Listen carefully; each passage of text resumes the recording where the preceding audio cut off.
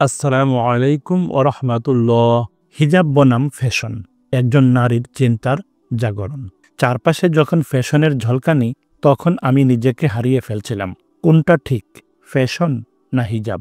আজ আপনাকে বলবো একজন নারী হৃদয়ের কথা, একটি চিন্তা জাগরণের গল্প। হিজাব বনাম ফ্যাশন। আমি নিজেও বুঝতাম না ফ্যাশন আর হিজাব দুটো একসাথে কিভাবে সম্ভব। চারপাশে সবাই স্টাইলিশ, ট্রেন্ডি, ক্যাজুয়াল।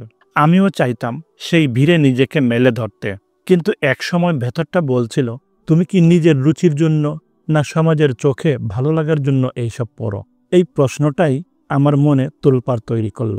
একদিন একটি আয়াত কানে এলো, হে নবী, আপনার স্ত্রীদের, কন্যাদের এবং মুসলিম নারীদের বলুন, তারা যেন নিজেদের উপরে তাদের ওড়নাগুলো টেনে দেয়। সূরা আহজাব আয়াত ৫৯।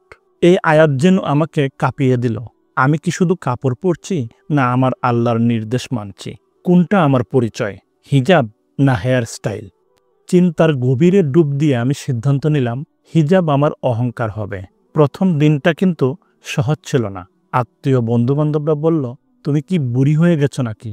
কেউ বলল, এই যুগে এসব চলবে না।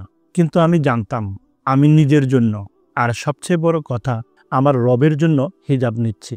হিজাব পরার পর যেন একটা অদ্ভুত প্রশান্তি অনুভব করলাম। যে চোখ আগে আমাকে স্ক্যান করত, এখন তারা নিচু হয়ে যায়।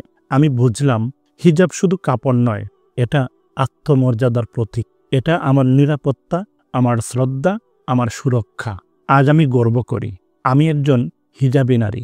আমি জানি আমি কোন দিকে যাচ্ছি।